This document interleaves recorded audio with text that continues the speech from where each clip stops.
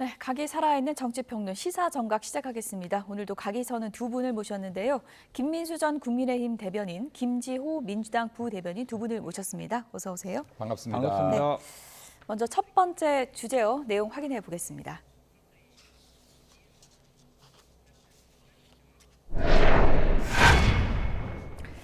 열 번째 거부권 수순으로 가고 있습니다. 대통령이 이제 최상병 특검 재의결안을 오늘 이제 의결을 하면은 거부권 행사가 되고 열 번째 거부권이 됩니다. 오늘 오전에 조국 대표가 기자회견을 했던데 횟수로 치면은 이승만 정권보다 거부권 많은 거 아니냐 이렇게 공세를 펼쳤더라고요. 네.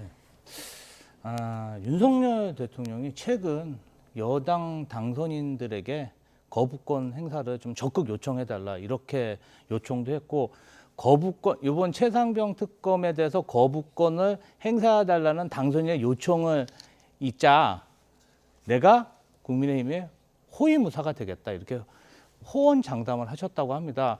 이 사실 최상병 특검은 국민적으로 압도적 지지를 받는 특검인데 대통령이 왜 이렇게 거부권에 대해서 부담을 전혀 느끼지 않는지 저희로서는 매우 의문이고요.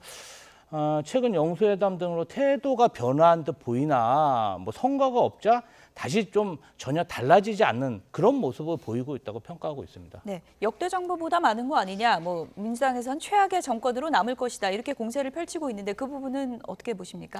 거부권의 획수가 중요한 것이 아니라고 봅니다. 예를 들어서 지금 대통령이 입법부, 국회를 견제할 수 있는 헌법상에 보장된 권리인 거부권이 10회나 발휘됐다가 중요한 것이 아니라 대통령의 거부권을 10회나 유도하는 입법을 했다가 더 중요한 것이 아닌가 생각됩니다. 예를 들어서 거부권의 횟수 자체가 중요한 것이라고 본다라고 하면 미국 같은 경우는 대통령제가 들어온 다음에 무려 2,595회나 거부권이 행사됐습니다. 그리고 미국 국민들이 훌륭한 대통령으로 인정하고 있는 루즈벨트만 해도 635회나 거부권을 행사했습니다. 지금 현재 조 바이든 대통령만 해도 11회나 거부권을 행사했습니다. 지금 대통령제 국가에서는 헌법들이 대통령이 행정부가 국회에 견제 수단으로서 헌법이 보장하고 있는 거부권에 대해서 왜 행사했는지가 더 중요한 것이 아닌가 생각합니다. 제가 볼 때는 윤석열 대통령이 10회나 거부권을 행사한 대통령이다에 초점을 맞추는 것이 아니라 거부권이 10회나 발동될 수 있는 법안들을 민주당이 의회 폭거로 통과시켰다에 더 집중을 해야지 맞지 않는가 생각됩니다. 예. 네. 루즈벨트 대통령이 635건이다. 이게 횟수가 중요한 게 아니고 행사해야 될 때는 행사하는 게 맞다라는 주장인데요. 어떻게 생각하십니까? 물론 거부권은 대통령의 고유 권한이기 때문에 행사할 수도 있겠죠. 그런데 해병대 최상병 특검의 경우는 정말 여론조사를 하면 국민적 압도적 지지를 받는 법안입니다. 그러면 대통령이 국민은 즉 민심을 거부하고 있는 것으로 읽힐 수 있기 때문에 이 부분에 대해서 야당으로서는 지적할 수뿐이 없는 것이죠. 저희는 뭐 하여튼 윤석열 대통령이 좀 국민 정서에 부합하는 그런 정치를 했으면 좋겠습니다. 법은 법리에 의해서 진행돼야 되는 것이지 여론에 의해서 진행되는 것이 아니다라는 말씀을 먼저 드리고 싶고요. 또 지금 최상병 사건에 대한 외압이 있다라고 해서 민주당이 이를 공수처에 고발한 것입니다. 지금 공수처에 고발을 했고 공수처의 수사가 진행이 되고 있다. 그럼에도 불구하고 민주당이 끊임없이 특검을 주장하는 것은 결국에는 정쟁 목적이다. 그러니까 이 사건의 진실을 밝히는 것에 지금 목적이 있지 않다라는 말씀을 드리고 싶고요. 또한 또 지금 특검 같은 경우는 이 제도의 목적이 있습니다. 특검 제도는 보충성과 예외성의 원칙이라는 게 있어요. 그럼 이 수사 자체가 미진했다. 보충이 필요하다. 그리고 지금 특별한 예외적인 상황이 필요하다라는 것이 있어야 되는데 지금 이것 자체도 상당히 어긋난다라는 말씀을 드리고 싶습니다. 그리고 이게 매번 이 주제가 나올 때마다 말씀드리는데 현재 지금 공수처 같은 경우는 민주당이 무려 1,000억 원의 예산을 들여서 만든 기관이다. 그리고 매년 200억의 예산을 막대한 비용을 들이면서 지금 이런 것을 수사하라고 만든 기관이라는 걸 말씀드리고요. 또한 지금 수사가 진행되고 있는 상황에서 특검 제도를 도입하는 경우는 없다.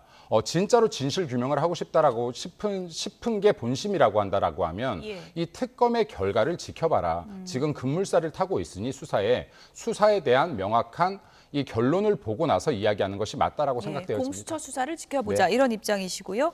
공수처 수사 얘기를 하셔서 오늘 핵심 인물 2명이 오전과 오후로 나뉘어서 소환이 됩니다. 그래픽을 좀 보여주실까요? 네, 오늘 공수처가 최혜병 순직 사건 관련해서 핵심 인물 2명을 대질 조사를 검토하고 있습니다. 왼쪽에 김계환 해병대 사령관, 오후에는 오른쪽에 박정훈 전 해병대 수사단장입니다. 그러니까 이 사건의 촉발점이라고 할 수 있죠. VIP 경로설, 대통령이 경로했다.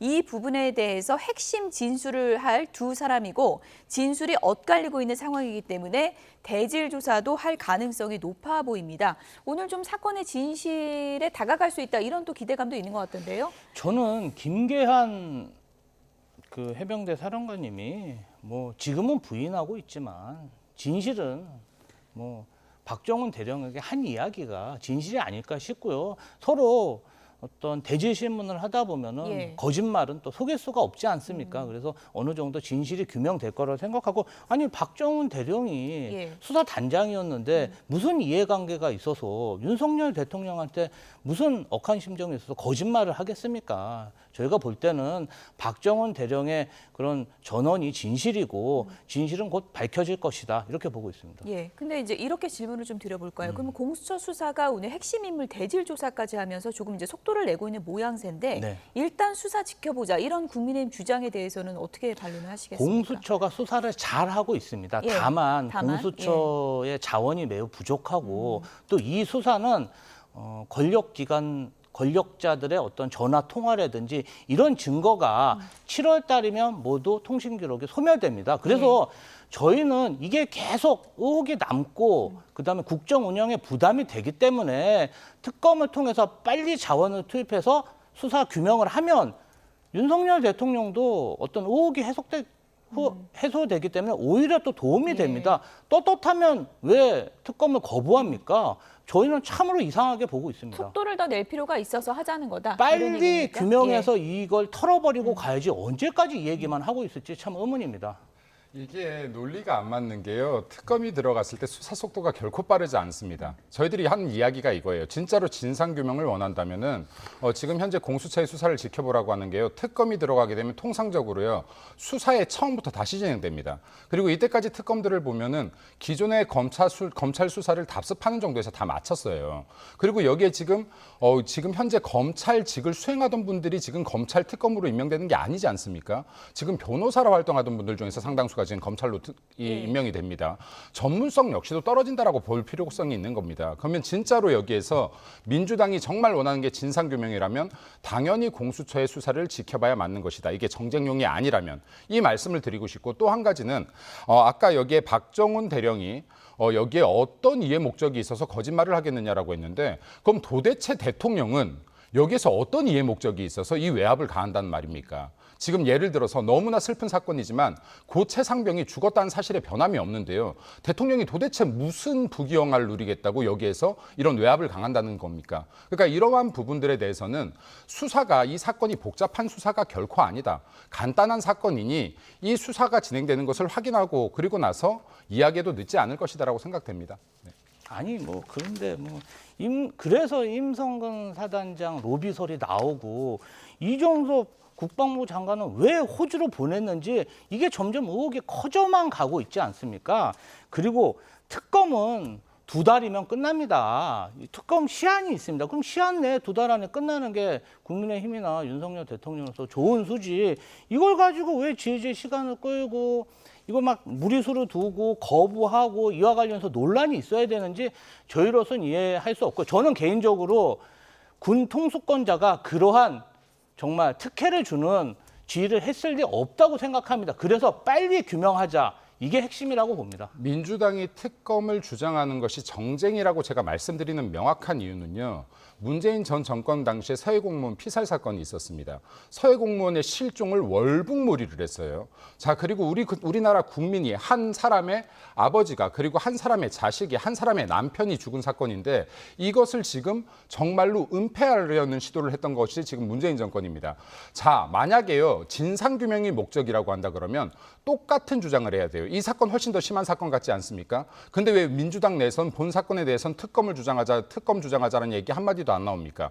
그리고 지금 최상병 사건 같은 경우는 사건이 단순합니다. 그리고 지금 이미 수사가 상당히 진행되어 있습니다. 근데도 불구하고 정말로 국민들의 여론을 계속해서 건들면서 이 부분은 특검을 가야 된다라고 주장하는 것은 이 뒤에 숨어져 있는 윤석열 대통령에 대한 탄핵에 대한 정치적 목적뿐이 없다. 이것이 정확하게 팩트라고 생각되어집니다. 반론 듣고 넘어갈게요. 아니 특검을 하면 윤석열 대통령이 탄핵으로 갈 수 있다는 그런 발상 자체가 뭔가 윤석열 대통령이 범죄와 연루됐다는 반증인데 왜 그런 주장을 국민의힘에서 하는지 저는 이해할 수가 없고요. 그다음에 서해 공무원 사건이나 이런 거는 친윤 검사들이 정말 야당을 이잡듯이 2년간 털털 털었는데 아니 뭐 특검이 뭐가 필요하겠습니까? 뭐 서울중앙지검 투입해서 그냥 수사하시면 되지. 여태까지 계속 그러셨잖아요. 이것은 살아있는 권력에 대한 수사이기 때문에 저희가 특검을 이야기하는 것이죠. 오해 안 하셨으면 좋겠습니다. 전혀 사실과 다르다라는 말씀을 좀 드리고 싶어요. 간략하게 부탁드립니다.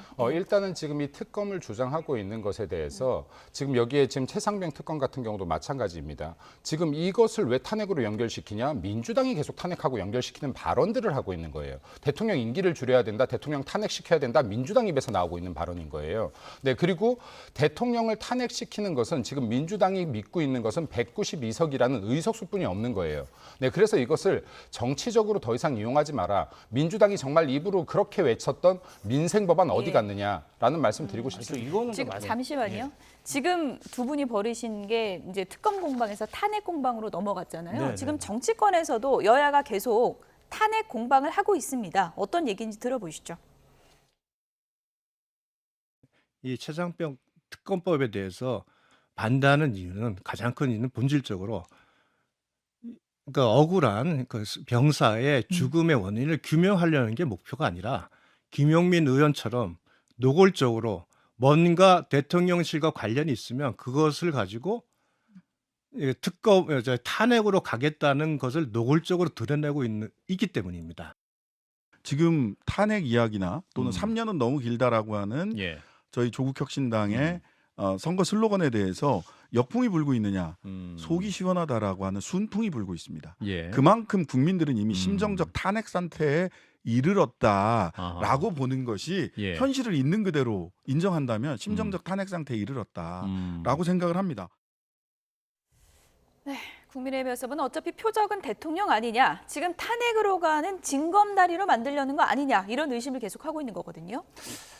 근데 좀 민주당하고 조국혁신당을 좀 분리해서 좀 이야기해 주셨으면 좋겠어요. 조국혁신당이 주장한 것도 민주당이 공식적으로 주장한 것처럼 이야기를 하시니까 민주당도 탄핵 얘기는 언급하고 있지 않습니까? 김용민 의원이 그러한 얘기를 하셨는데 만약 해병대 최상병 순직 사건에 대통령이 연루됐다면 범죄가 확정되었다면 이러한 것은 탄핵 사유가 될 수 있다. 가정을 전제로 물어본 것에 대해서 답변한 것을 가지고 민주당이 마치 당론으로 대통령 탄핵을 주장한다고 이야기하시면 좀 이것은 매우 일반화의 오류라고 생각하고요. 저희는 해병대 특검을 빨리 추진해서 국정 운영에 부담이 되는 것을 좀 걷어내자, 이런 욕망이 더 큽니다. 제가 뭐 말꼬리 잡는 건 좋아하지 않지만 말꼬리를 잡아야겠네요. 두 가지 측면에서. 하나는 첫 번째, 예. 민주당과 조국혁신당을 따로 보지 말라고 했는데 예. 여기에 총선 슬로건이 지민 비조였어요. 네, 함께 봐달라고 외쳤잖아요. 지금 같은 곳으로 봐달라고. 예, 그리고 두 번째는 부대변인께서 굉장히 위험한 발언이 아닌가 해서 걱정돼서 드리는 말씀인데 지금 탄핵을 민주당과 지금 조국혁신당 따로 봐달라고 했는데요. 조국혁신당이 지금 탄핵을 강하게 외치고 있어요. 그래서 민주당 당원들, 진보 쪽 지지자들이 선면성이 민주당보다 강한해서 지금 약 1만 2천 명 정도가 탈당을 하면서 조국신당에 가입하고 있는데 지금 발언은 민주당은 탄핵을 전혀 원치 않고 조국신당이 앞장서고 있으니까 따로 봐달라고 하는 것이면 우리가 선명성에서는 확실히 조국신당한테 뒤처지고 있다를 자인하는 것인지도 좀 되묻고 싶네요. 그리고 민주당 속뜻 제가 볼 때 누가 봐도 탄핵 맞다. 그리고 이게 지금 국민들 진짜로 이렇게 민생에 힘들어하고 있는데 이게 탄핵 정쟁용으로 이렇게 법안들 또 22대 국회도 마무리할 것이냐. 진짜로 이게 젊은 정치인들이라도 여기에 민주당 내에서 목소리를 내줘라. 지금 이런 거 하지 말고 그리고 민생 좀 돌보자라는 목소리 좀 내줘라라는 부탁 말씀드립니다. 아이고, 네. 민주당이 수권 정당을 목표로 하는 거대 정당인데 뭐 헌정 중단을 아무런 증거 없이 이야기하지 않습니다. 범죄 혐의가 소명되고 정말 국민적 공감대를 얻었을 때 그러한 때 탄핵이 추진되는 것이지 아무 때나 헌정을 중단한다 그러면 대한민국이 어떻게 운영될 수 있습니까? 그런 오해는 거둬 주십시오. 오해라고 하기 참 슬프네요. 그리고 여기 대통령이라는 것이요. 계속 이번 총선이 끝나고 민주당이 민심 이야기를 많이 하는데요. 대통령 역시 민심에 의해서 선출된 대한민국 국민들을 대표하는 분이다.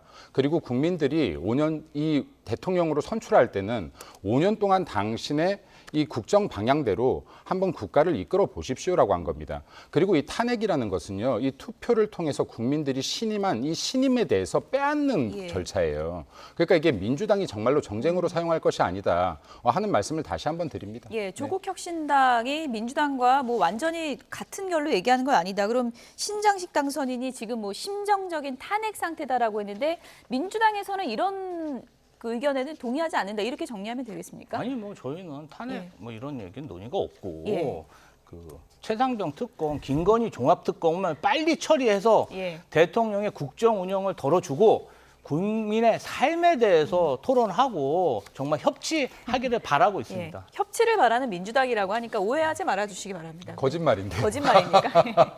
두 분 네. 중에 누가 거짓말하는지 저는 잘 모르겠지만 어쨌든 이달 말에 그러면 다시 표결하는 거잖아요. 네. 국민의힘이 시험대에 오르게 되는 거거든요. 17표 정도 이탈표가 나오면 다시 통과가 되는 거기 때문에 어떻게 예상하십니까? 이탈 그렇게 하지 않을 거라고 저는 장담합니다. 왜냐하면 국민의힘의 여러 상황들 그리고 공천받지 못한 분들, 낙선한 분들 숫자를 세고 그리고 지금 일부 여기에 찬성을 하겠다는 의원들, 안철수 의원, 뭐 이 분들의 그 숫자를 세서 만에 하나 이탈표가 발생해서 이 특검법 그러니까 지금 거부권으로 돌아온 게 재해결될 확률은 없는가?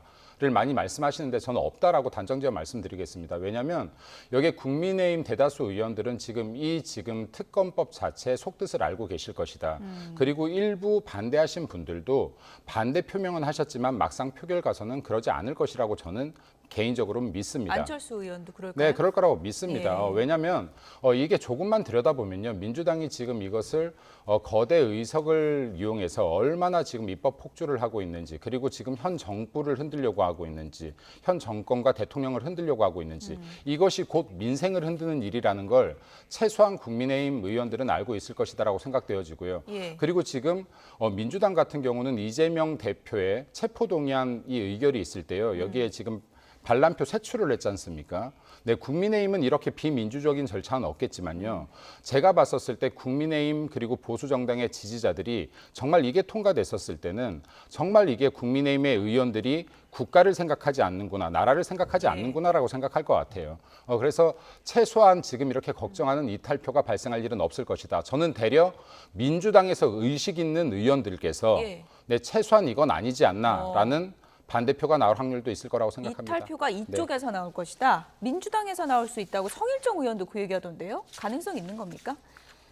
아니, 우리 민주당 의원들은 국민 정서에 부합하는 정치를 지향하지 권력 핵심에 잘 보이려는 정치를 하고 있지 않습니다. 그 차이고요. 유상범 의원이 김웅 의원하고 안철수 의원 콕 찍어서 이분들 외에는 이탈표 없다 자신하고 있고 대통령이 또 당선인들을 쪼개서 식사하면서 아주 어떤 그냥 설득 내지 회유를 하고 있는 것으로 의심이 되고 있습니다.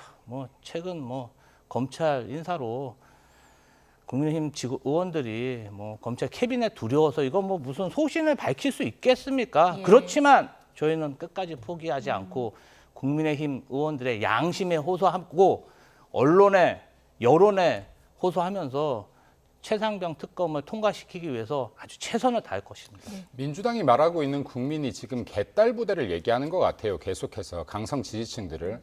이번에 지금 그 국회의장 선출 과정에서도 보면요. 지금 이게 개딸 부대들이 강력한 반대에 부딪히니까 지금 국회의장 후보를 선출하는데도 당원 10%의 그 반영을 하겠다라는 말까지 나오는데 민주당이 정확하게 지금 인지해야 될 것이요. 아무리 의석수가 많다라고 해도 이번 총선에서 국민의힘을 지지했던 국민이 45%에 이릅니다. 45%의 국민을 배척하고 갈 것인지 아니면 지금 일부 목소리가 큰 이 강성 지지층들 이 사람들이 국민을 모든 것을 대변하는 것처럼 지금 행동할 것인지에 대해서는 민주당도 고려해 봐야 될 부분이 있을 것 같습니다. 어쨌든 네. 국회의원들 표심은 이번에 국회의장 경선 보니까 누구도 모르겠던데요. 이번에 결과적으로 어떻게 좀 나올지 지켜보도록 하겠고요.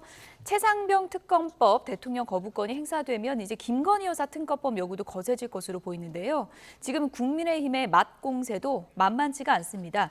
문 전 대통령 회고록 관련해서 김정숙 여사에 대한 공방이 계속되고 있는데요. 배현진 의원은 이런 주장을 했습니다. 들어보시죠. 문재인 대통령의 회고록 주장에 따르면은 문재인 대통령을 수사해야 됩니다. 그러나 이 지금 뭐 수사가 여의치 않다라고 하면 예. 사실은 이 갔다 온 주체는 김정숙 여사거든요. 예. 김정숙 특검으로 해서 그 관련 내용들을 누가 이 일을 공무원에게 본인의 직권을 남용해서 시켰고 예. 항목에 맞지 않는 예산을 지출해서 영부인이 해외에 관광을 다녀오게 했는가를 밝혀내게 알겠습니다. 해야겠죠. 회고록의 제목이 좀 자백으로 바뀌어야겠다. 오죽 그 지우고 싶었으면 그런 본인이 좀 뭔가 찔리는 부분이 있으니까 다 예. 줄줄이 쓰신 거 아니겠습니까? 네, 회고록 제목 자백으로 바꿔야 된다라는 배현진 의원 주장이고요. 네. 지금 이 사태를 들여다보면 문재인 전 대통령도 사실은 수사해야 된다 이런 주장이거든요. 네, 저는 뭐 김정숙 여사가 주가를 조작했나, 은행 잔고를 위조했나, 고속도로 노선을 변경시켰나, 대거성 후원을 받았나 물어보고 싶고요. 대통령 배우자의 특사 순방은 우리 대변인도 좋아하시는 미국 퍼스트 레이디도 빈번하게 가는 외교 관례입니다. 배현진 의원 논리대로라면 수행원들 데리고 명품 쇼핑한 김건희 여사는 어떤 처벌을 받아야 될지 제가 궁금하고요. 예비비 500억 원을 순방에 사용하고도 부산 엑스포 유치 실패하고 잼버리 부실 운영으로 국격 떨어뜨린 윤석열 대통령은 어떤 처벌을 받아야 됩니까? 오늘 작심하고 적어오신 겁니까? 그렇습니다. 아니, 김건희 여사 종합특검에 대한 물타기 주장이라고 생각하고요. 배현진 의원의 억가라고 생각합니다. 억가다. 어떻게 보십니까? 진짜로 말도 안 되는 소리네요. 이게 횟수가 그렇게 중요하면요. 횟수 한번 이야기해 볼까요? 여기 김정숙 여사가 총 48회 지금 외국을 나갔네요. 다른 대통령의 영부인들, 이명박 대통령 당시 28회, 노무현 대통령 당시 25회, 그리고 지금 김건희 여사 15회를 나갔는데요. 예, 김정숙 여사 48회를 나갔습니다. 그리고 중요한 것은 외국을 나갔다 안 나갔다가 아니에요. 이게 국익을 위해서 나갔느냐, 내 개인 욕구를 위해서 나갔느냐입니다. 그리고 여기에서 이 지금 대통령의 영부인이 움직이는 것은 모두가 다 혈세로 사용됩니다. 혈세가 국익을 창출하는데 국익을 위해서 사용되어졌느냐, 아니면 개인의 욕구를 위해서 사용되어졌느냐, 이 부분을 이야기하고 있는 것입니다. 지금 비단 지금 인도 타지마할뿐만이 아닙니다. 이거 인캄 이체라고 해야겠네요. 인도 타지마할, 그리고 캄보디아, 이집트 피라미드 지금 외유성 관광 사건, 그리고 체코, 프라하, 지금 이런 부분들요 굉장히 많이 있어요. 지금 다 건들 수도 없어요. 다 나열할 수도 없을 정도로 많이 있습니다. 네, 그리고 지금 인도 타지마할 같은 경우는 사실관계들이 계속 나오고 있어요. 우리들이 먼저 영부인의 방문을 요청했다라는 것도 나오고 있고, 그리고 대통령이 지금 타지도 않은 비행기에 대통령 전용기를 달고 휘장을 달고 움직였고, 또 여기에 청와대의 전용 요리사부터 지금 약 40명이 넘는 이 수행원단까지 무려 혈세 4억 원을 쓰면서 지금 3일 다녀온 겁니다. 자, 이런 사건들을 가지고 커버 치려고 해서는 안 된다 하는 말씀을 좀 드리고 싶고요. 아까 지금 김건희 여사 아직 사실로 밝혀진 것들이 아님에도 불구하고 지금 이런 이야기들을 하는데요. 자, 어떤 것이 센 겁니까? 예를 들어서 그게 다 사실이라고 만약에 가정을 해볼게요. 가정을 할게요. 자, 여기에 지금 국민 혈세를 건든 것보다 더 큰 범죄가 있습니까? 이러한 부분들에 대해서 정확한 진단을 좀 내렸으면 좋겠다라는 말씀을 드리고요. 지금 삼김 여사 특검이 나오는데 전 삼김 여사 특검뿐만이 아니다 지금. 예를 들어서 울산시장 선거 개입 사건에 대한 특검도 문재인 전 대통령까지 올라가야 된다. 또 부동산 가격 등 지금 여기에 통계 조작했던 사건들도 특검 가야 된다. 또 김정수 역사 지금 이 외유성 논란 이거 다 특검 가야 된다. 논의의 범위를 좀 이것뿐만이 좁혀주시죠. 아니라 명품 옷, 예. 귀금속 등등 이것도 특검 가야 된다. 그리고 서해 공무원 피살 사건도 아까 말씀드렸지만요. 이것보다 더 중요한 거는 보도다리에서 문재인 전 대통령이 김정은에게 넘겼던 USB에는 뭐가 들어있는지 이런 것도 특검 가야 된다. 예. 말씀드립니다. 그래서 이 부분에 대해서 국민의힘도 진짜로 국민들께서 진실을 알고 싶어하는 부분에 대해서 예. 특검 줄기차게 요구해라라는 말씀드립니다. 김민수 전 대변인이 지금 얘기를 너무 길게 하셔갖고 반론 기회를 좀 드려야 될 것 같습니다. 글쎄요. 예. 저는 김건희 여사가 유럽 순방 가서 명품 쇼핑을 한 게 어떠한 국익에 부합했는지에 대해서 의문이 있습니다. 국민의힘에서 이런 부분도 좀 소상히 그게 지금 밝혀주시면 혈세가 좋겠습니다. 썼나요? 김정숙 여사처럼 혈세 사용 부분이 수혜원을 대동하고 갔잖아요. 예. 그거는 인건비 안 드나요? 예. 어쨌든 지금 뭐 두 분 얘기를 들어보면 특검 공방에 영부인 공방까지 지금 여야가 상당히 좀 냉랭해진 그런 상황인데 어제 여야 대표가 이런 상황에서 만났습니다. 분위기가 어땠는지 두 번째 주제요. 함께 보시죠. 저는 김건희 여사가 갈 곳은 법당이 아니라 법정이다. 내로남불 오렴치라는 꼬리표를 뗄 수가 없습니다.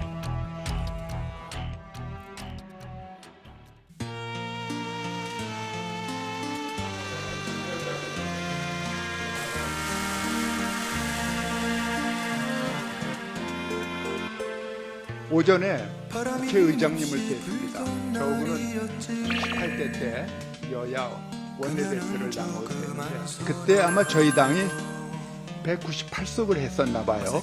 근데 저희는 매일 만나서 김진표 원내대표의 바라는 바를 우리가 놓치지 않고 다 챙겨드리고 이랬습니다. 우리 여야가 다시 한번 형제로 만났으면 합니다.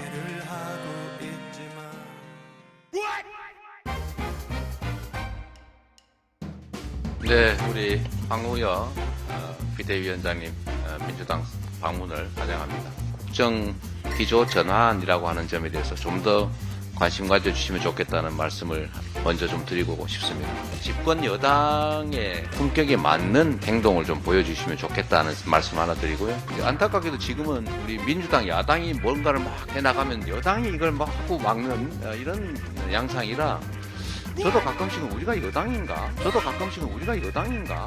이런 생각이 들 때도 있습니다. 근데 결국은 형제로 만났으면 합니다. 우리가 여당인가? 이런 생각이 들 때도.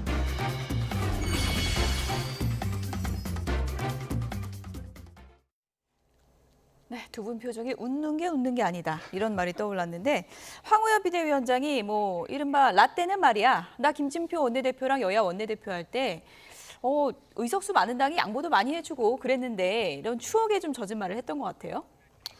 민주당이 지금 굉장히 안 좋은 갈래들을 많이 남기고 있죠. 그리고 지금 이재명 당대표가 뭐 웃으면서 공격이라고 한 것 같은데요. 뭐 우리가 간혹가다 여당인가 착각이 든다. 네.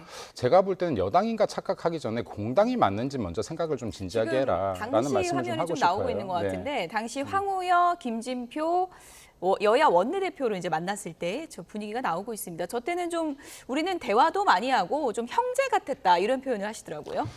저도 얘기로만 들었습니다만 예. 제가 목격한 적은 없어요. 근데 저 당시에는 그래도 정치에 낭만이 있었다. 앞에서 싸울지언정 뒤에서 소주도 한잔하고 그 목욕탕에서 만나면 서로 인사도 하고 뭐 예. 등도 밀어주고 하는 낭만이 있었는데 요즘에는 목욕탕에서 만나도 인사조차 안 하고 지나간다. 뭐 소주 한잔 하는 일은 없어진 지 오래다. 근데 결국에는 이 말뜻은 뭐냐면 대화가 사라졌다는 거죠, 서로. 대화가 사라졌다는 거고 정치 간의 여야 간의 대화가 사라졌다는 것은 결국에는 그 피해가 국민들께 돌아간다라고 생각합니다. 그리고 지금 이제 황우여 지금 비대위원장이 저런 발언을 한 것 자체의 목적 자체가 예. 우리가 좀 더 대화의 폭을 넓혀보자는 거 아니겠습니까? 이 진위는. 예. 근데 그걸 받아친다고 하는 것이 고작 이재명 대표의 발언이 우리가 여당인가 착각이 든다 정도의 발언이 나간다라고 하면 이게 진짜로 야당 대한민국 공당의 대표가 할 수 있는 발언인가? 이게 이렇게 웃음 섞인 자조를 하면서 이게 할 말인가라는 말씀을 좀 드리고 싶고요.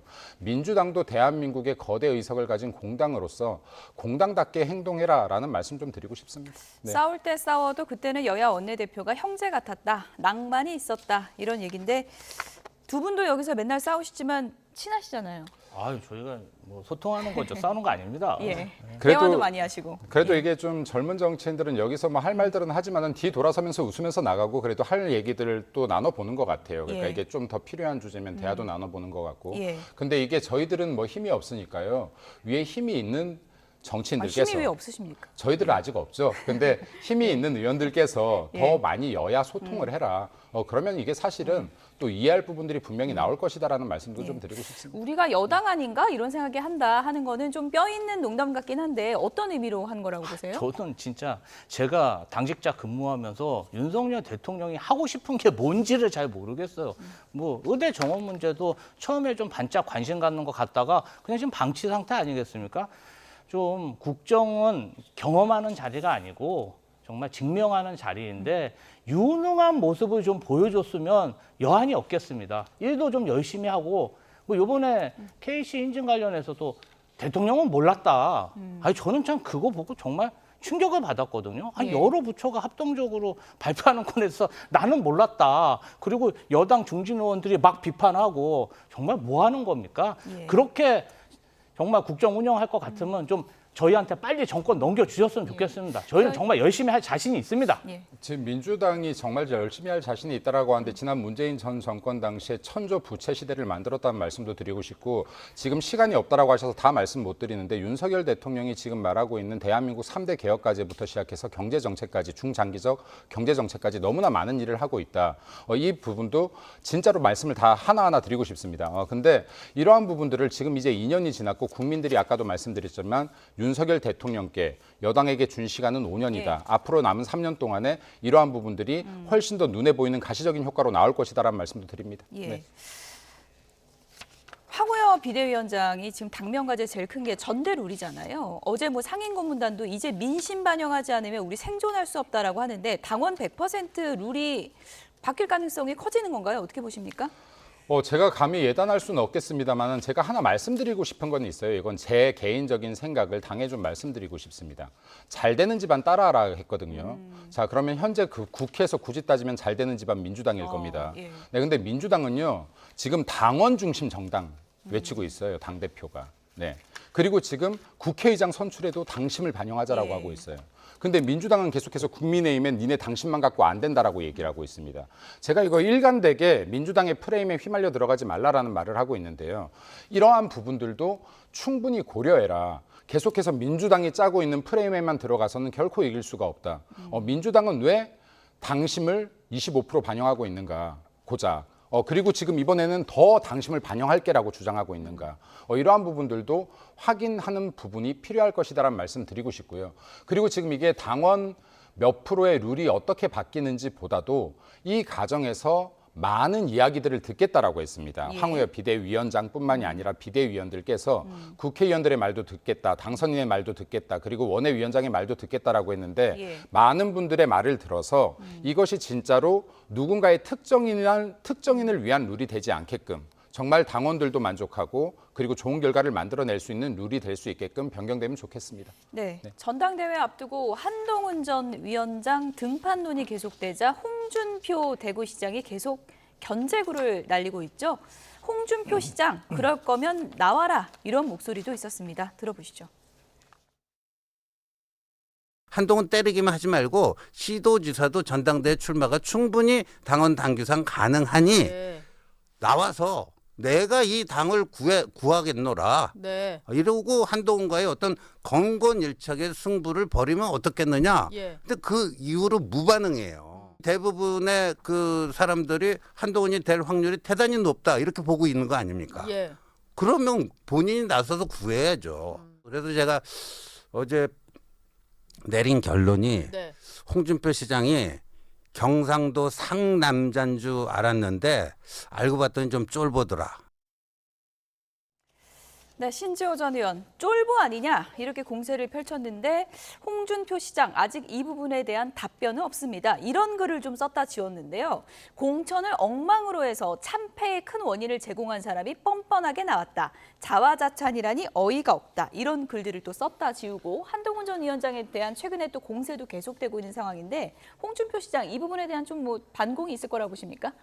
뭐 홍준표 시장 같은 경우는 국민의힘에서 당대표도 하고 대선 후보도 했기 때문에 아무래도 보수 정당에 대한 그런 애정이 깊지 않겠습니까? 그런데 뭐 시험 잘 봐서 검사로 행세하고 상관 잘 만나서 법무부 장관의 여당 대표까지 한 정치 초짜, 출마도 못 해본 여당 대표가 총선에 대패했으니 얼마나 안타깝겠습니까? 국민의힘의 기반이 무너지는 소리가 보이기 때문에 아무래도 또다시 그러한 경험을 하고 싶지 않고 그러한 자괴감에서 나온 아우성이 아닐까 그렇게 생각합니다. 예.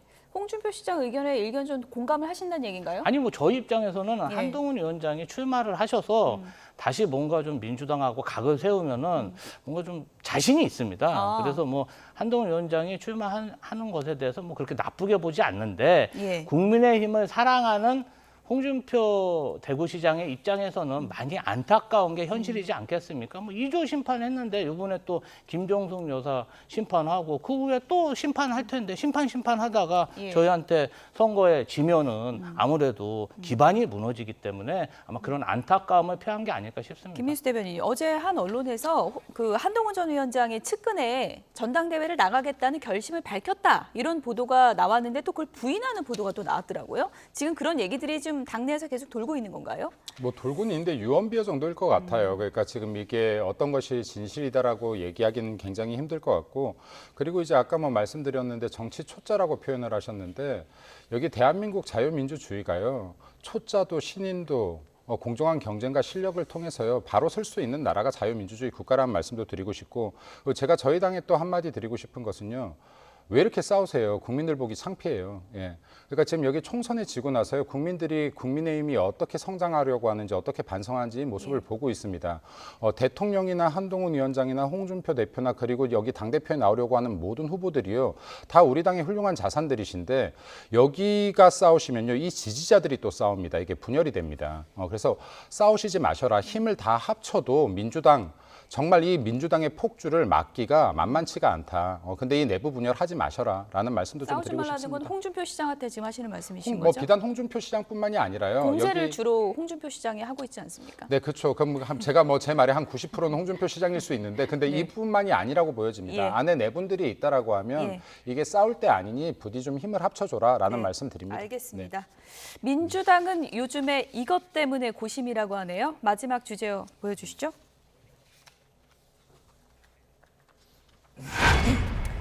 당원들이 빠져나가고 있는 걸까요? 탈당 러시 걱정이 좀 있다고 하는데 김지호 부대변인님 실제로 많이 빠졌어요? 아니 이제 그 지난주 목요일 날 예. 의장 선거 있고 좀 초기에 예. 좀 많이 탈당을 하셨는데 지금은 좀 많이 진정된 상황이라고 보이고요. 예. 예. 그 작년에 체포동의안 당대표에 대한 체포동의안이 가결됐을 때 비슷한 탈당 흐름이 보였다고 합니다. 예, 장경태 최고위원이 언론 인터뷰에서 한 10,000명 정도 빠져나갔다라고 얘기를 했는데 그 얘기 어떤 얘기인지 좀 들어보도록 하겠습니다. 일단 뭐 1만여 명에 이르고 있긴 한데요. 이제 어제부로 많이 잦아들었고요. 어찌되었건 의장 선출 이후에 이 개혁 공천을 실현한 민주당이 개혁 국회를 열어가길 바랬던 마음들이 조금 뭐 실망을 주지 않았나, 혹은 뭐 그렇게 느끼시지 않았나 이렇게 생각이 들고요.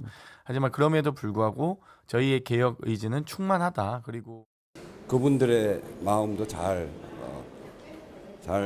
품어 안고 열심히 개혁과 민생의 국회로 책임의장의 역할을 잘 하겠습니다.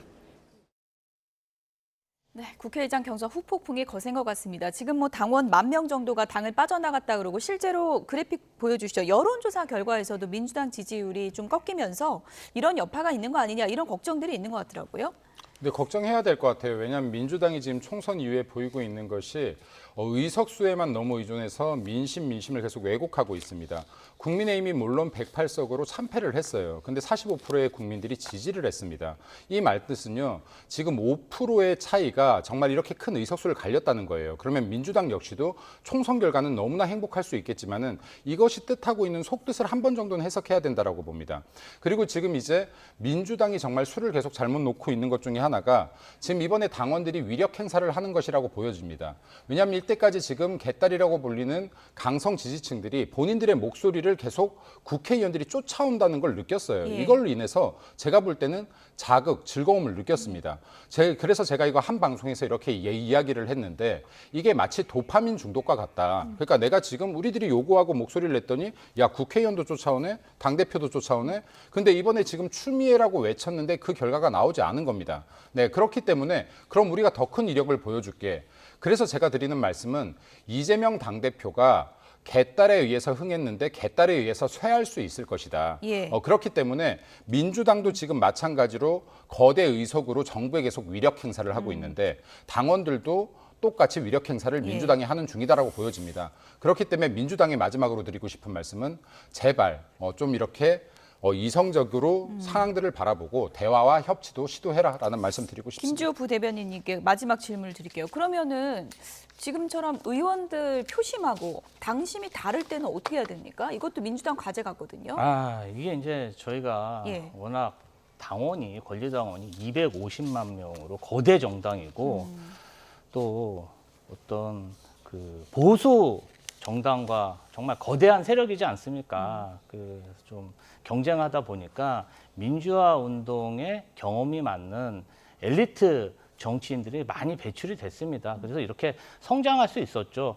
그런데 이제 어떤 그 정치의 고관여자인 엘리트 정치인과 또 대중, 또 당원들의 의견이 이렇게 갈리는 상황이 지금 최근 들어서 계속 나오고 있습니다. 예. 어쨌든 신권이 더 우선되냐, 왕권이 우선되냐 이러한 얘기인데요. 사실은 저희는 당원 중심 민주당을 펴기 때문에 예. 당원 중심 정당으로 가고 있는 상황이라고 보시면 됩니다. 그런데 이번에 이제 총선에 워낙 승리를 하다 보니까 당원 기대가 높았고 그런데 당원의 민심을 저버렸다고 생각하니까 좀 마음이 상하신 것 같은데요. 저희가 더 노력해서 당원의 마음을 담을 수 있는 그릇으로 민주당을 키우도록 하겠습니다. 거침없는 김지호 부대변인이 말씀을 상당히 좀 아끼시네요. 예. 네. 어쨌든 뭐 당심 달래기가 또 민심과 맞닿아 있어야 하는 게 또 민주당의 과제가 아닌가 싶은데요. 지금까지 김민수 전 국민의힘 대변인, 김지호 민주당 부대변인 두 분이었습니다. 고맙습니다. 감사합니다. 감사합니다.